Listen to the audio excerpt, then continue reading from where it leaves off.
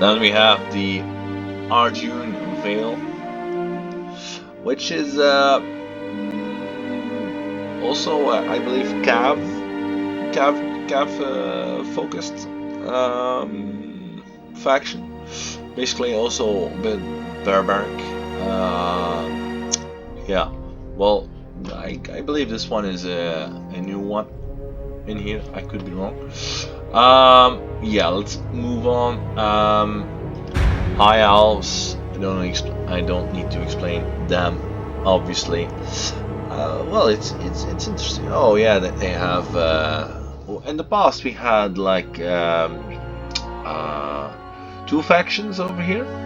Now it's one. Huh. All right. So Elrond is now not only boss of this, but also has all of this. My memory is failing me, but I don't know the names of. I know they were high elven factions, but they were definitely like one faction here, and also a faction here. Yeah. Yeah. Okay.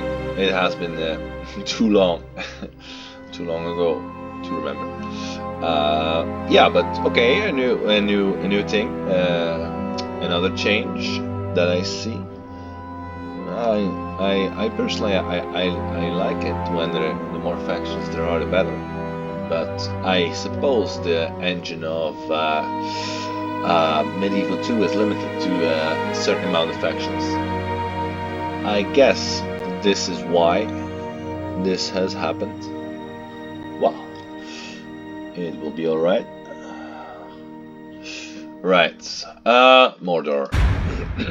The bad, well, the ultimate bad, basically, where Sauron is. Yeah, I don't need to explain him.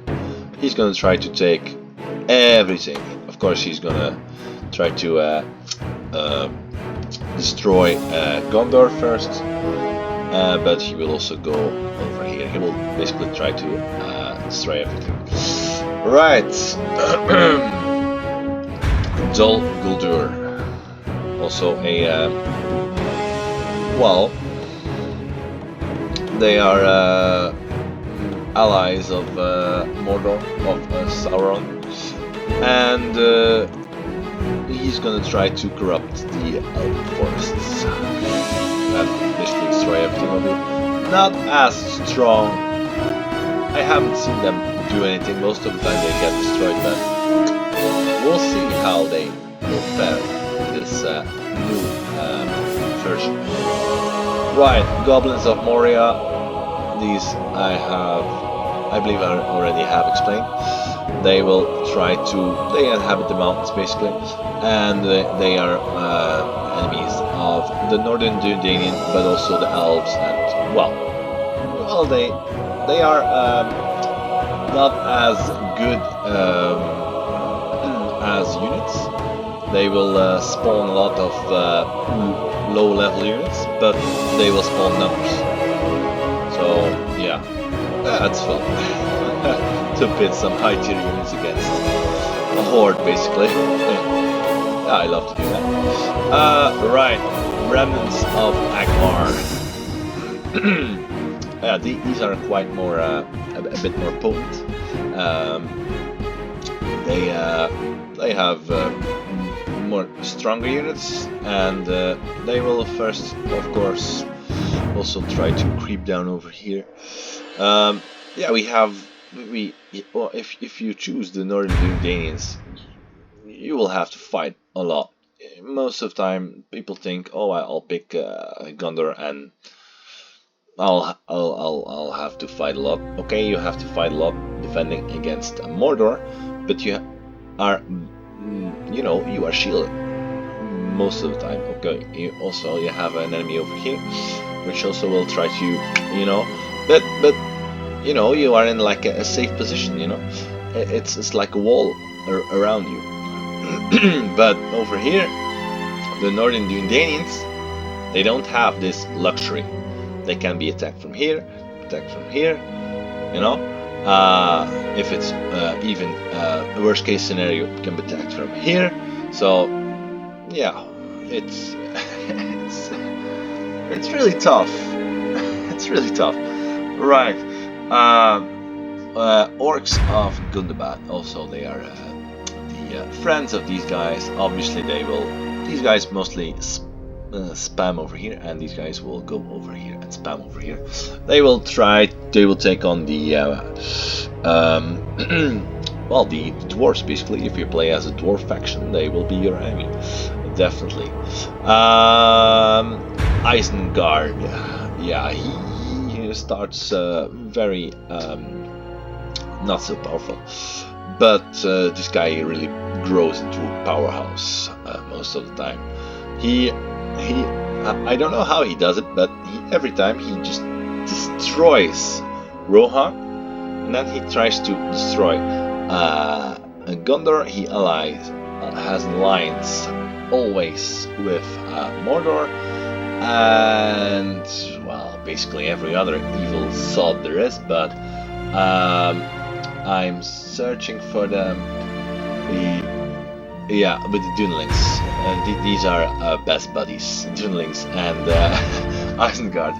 And early on, he gets a lot of support from the Dunelings. You know, he gets, yeah. I suppose that's how he stays alive, always, because he's just so small. If Rohan just swamps him, he's gone. But yeah, they don't do that. The AI doesn't do that. Maybe it has changed. We'll have to see. Yeah, Realm of Lothlorien. Also elves, wood elves, I would imagine. But wood elves, you know, you have these guys. These are real wood elves. These are high elves.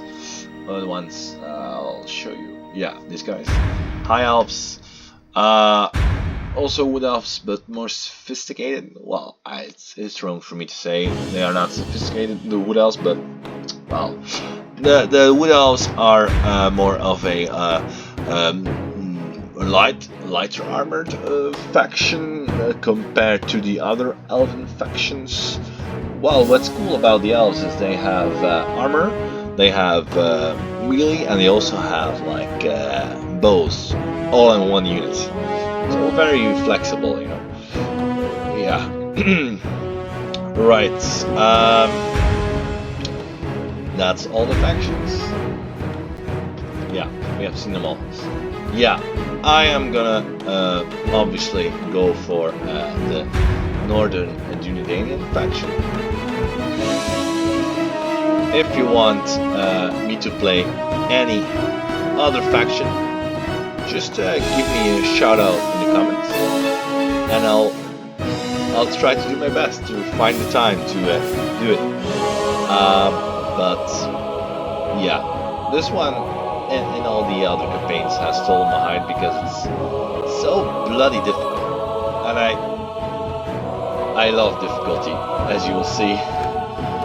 The only way to play this game properly is not leaving at medium, but you have to go very hard. It's the only possible way to properly do it. I'm not saying you can't play at this, but if you're serious and you want a real challenge, you're gonna play at this. If there was a legendary button or something, I would have taken it, but there isn't. So very hard it is. That's always been the thing, you know. We don't manage cities. No battle time limit. That's an interesting one, because if you click this one, you will have to fight until the enemy routes. If you have a battle time limit, I suppose the enemy will try to take the flag. Will focus on taking the center. Well, the capital, or however you want to call it, the center of your town, you know, and hold the flag. and that's how they want to win. Also, you can like hold out if the time runs out. You have a victory. But you know, in like if you think about it, you know, if there are battles in the past, you know, if you have two armies in the Middle Ages clashing, there isn't a clock that says, "Oh no, you ran out of time." It just doesn't exist. So if you want to play it like realistically, you will click this box. Show COP moves. Yeah, we want this. Victory conditions long. Yeah, we can set it to short, but we're not going to do that. Whole 50 regions, including Angel, Old, Witch Realm. Yeah, a lot of regions. Isengard, we also have to destroy. Mordor. Yeah. Yeah, well, okay. Yeah, I love it. Yeah, these are our objectives to destroy. Right. Let's see if I can scroll here. Right, that's a long read, but it's worth it. Right, the Northern Dúnedainians. We have the High King Aragorn, Ranger Captain Elidor, and yeah, capital is Farazdoran.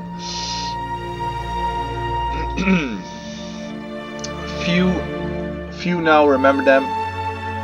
Tom Mermit. Yet still some go wandering, sons of forgotten kings walking in loneliness, guarding from evil things, folk. Oh my God, guarding from evil things, folk that are headless. In those days, no other men had settled dwellings so far west, or within 100 leagues of the Shire. But in the wildlands beyond Bree, there were mysterious wanderers. The Bree folk called them Rangers, and knew nothing of their origin. They were taller and darker than the men of Bree, and were believed to have strange powers of sight and hearing, and to understand the language of the beasts and the birds, whispers of the Dúnedain Rangers. Right, that's awesome. Starting location.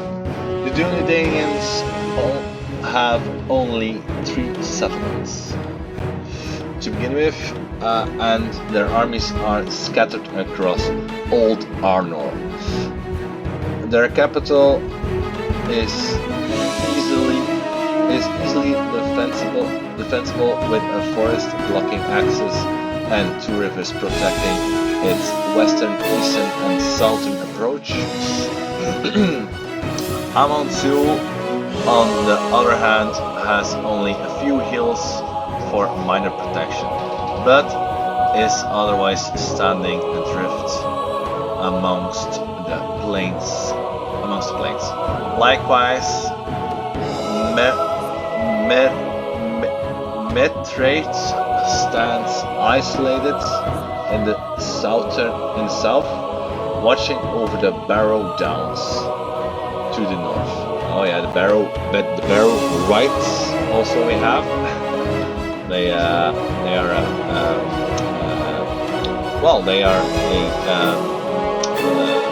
a unit of let's see. Yeah, here we go. Yeah, they are basically Barrow Rights are like soldiers that come back to life, that basically, and have quite they're quite strong, you know. Can take a hit. Right. Early game. Whilst the Dúnedain start with few settlements, and there are plenty of abandoned and independent towns in the lands of Caladorn,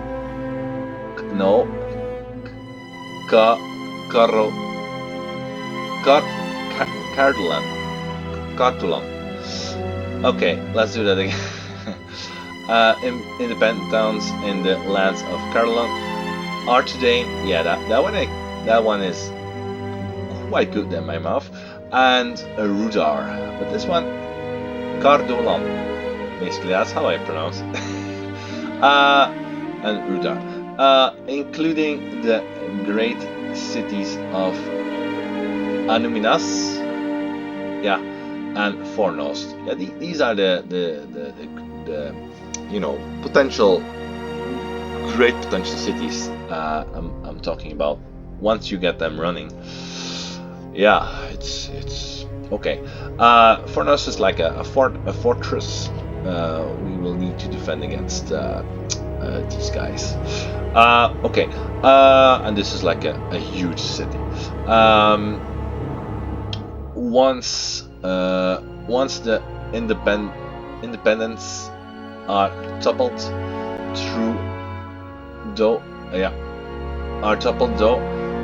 war with Agmar is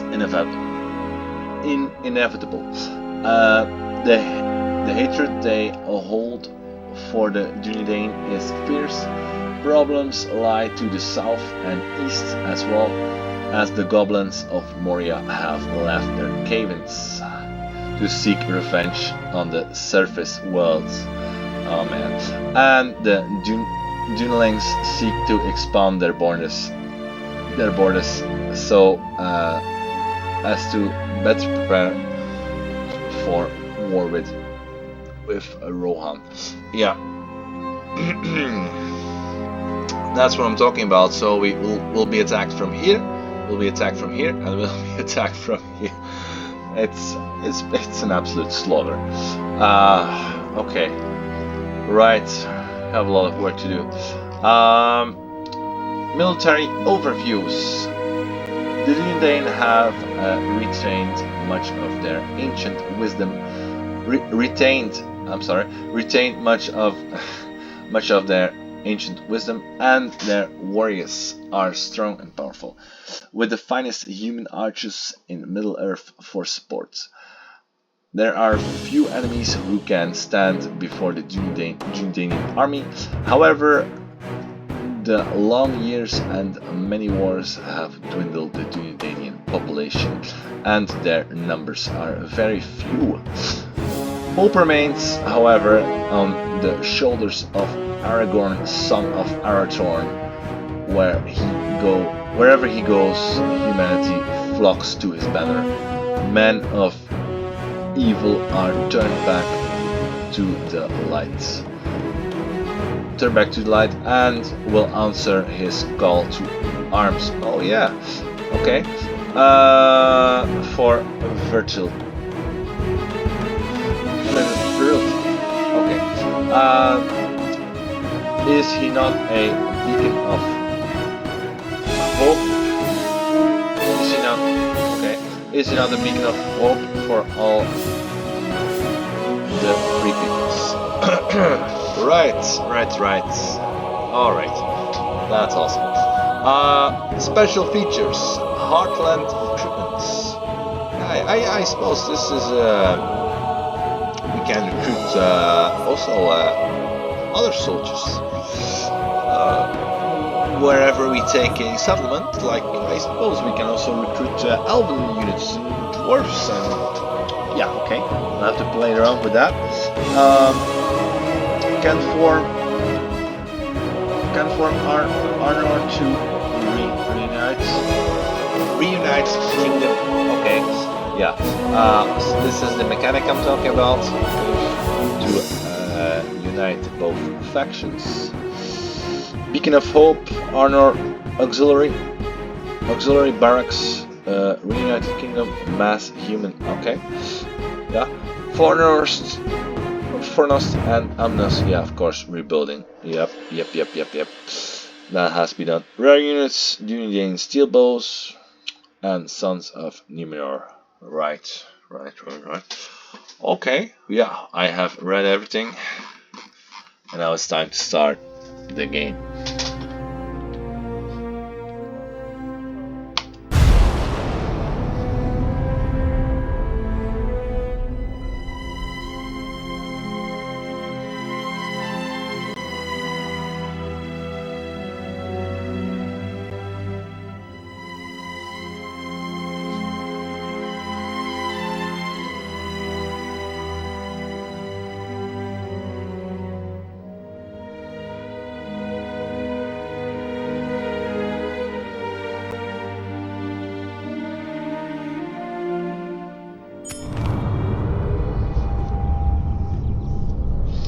Welcome to Divide and Conquer. Alright, I'll read it for you guys. Welcome to Divide and Conquer a V5. A Kingdom United.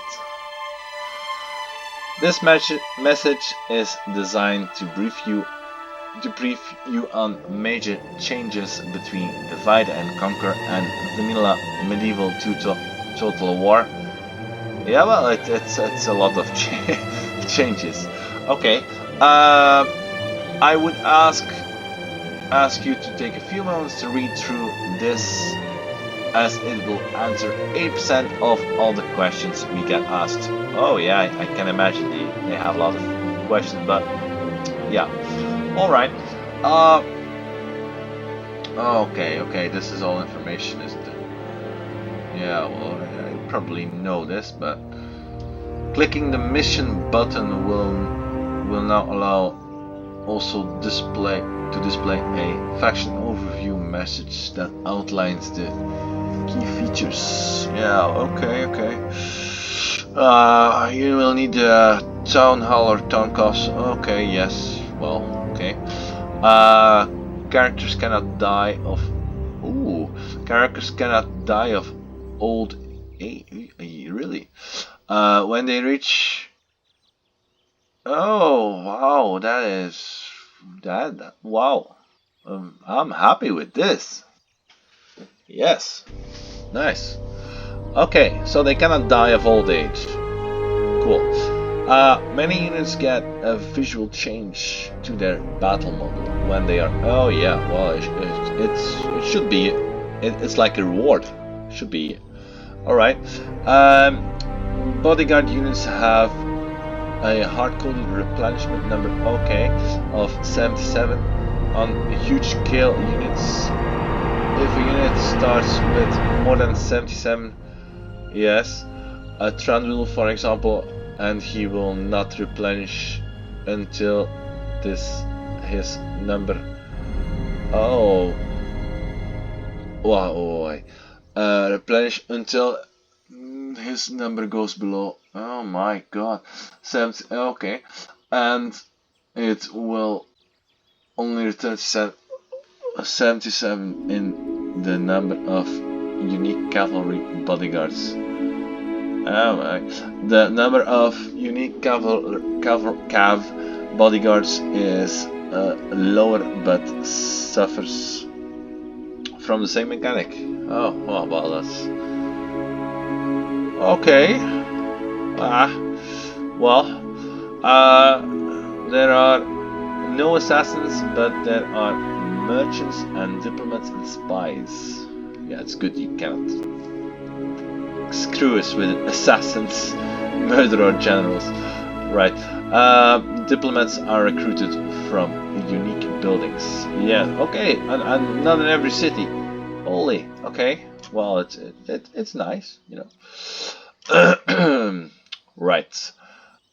Some factions have restricted town or castle development level. Yes, okay. We have every level, but the levels that are available are follows: village, town, large town, city, and large city. Keep, castle, stronghold.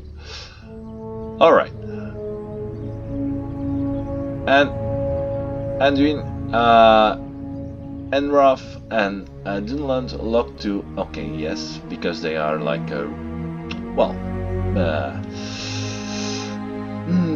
they are barbarians basically. Though their respective scripts. Alright. Bree can only get large cities if you make a certain choice. Alright. Heather also must unlock large cities and strongholds too. Okay, yeah, okay. I like that mechanic. I like it. The not so sophisticated factions cannot build big strongholds and big cities. It's logical. It's realistic, you know. Very few factions can build boats. Most factions have to rely on mercenary cocks. Yeah, only the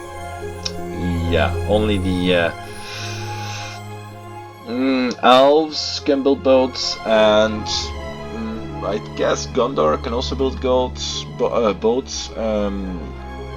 And another faction that's close to Gondor, that's mixed with Swan Knights, they can also build boats. And also I think the Kingsmen can also build boats, if I'm not mistaken.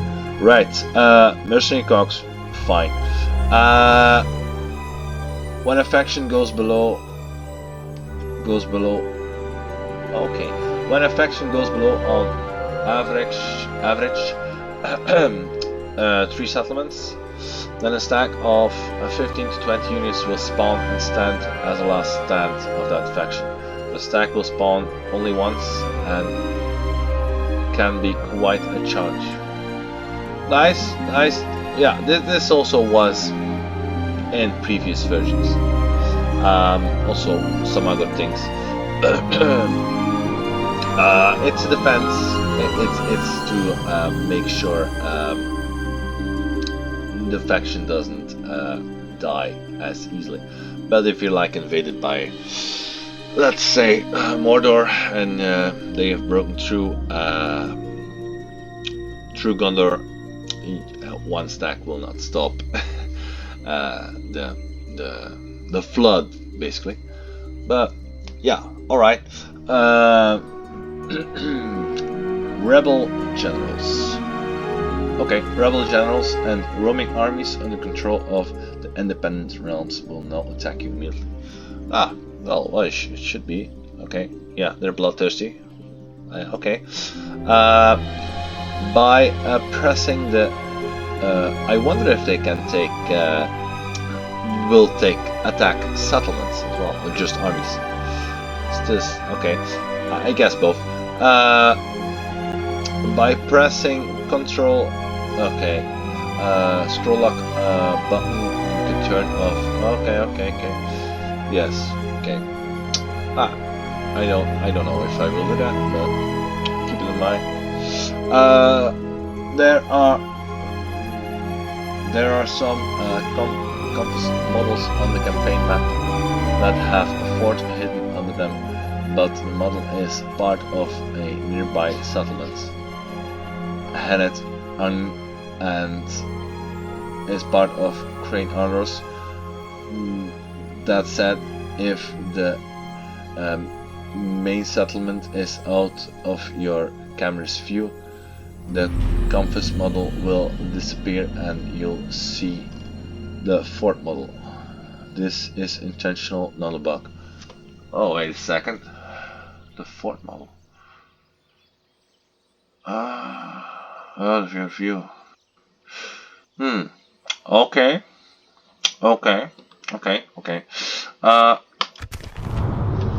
Oh, good lord.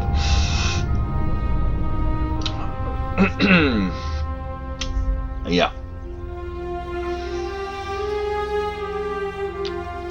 Let me just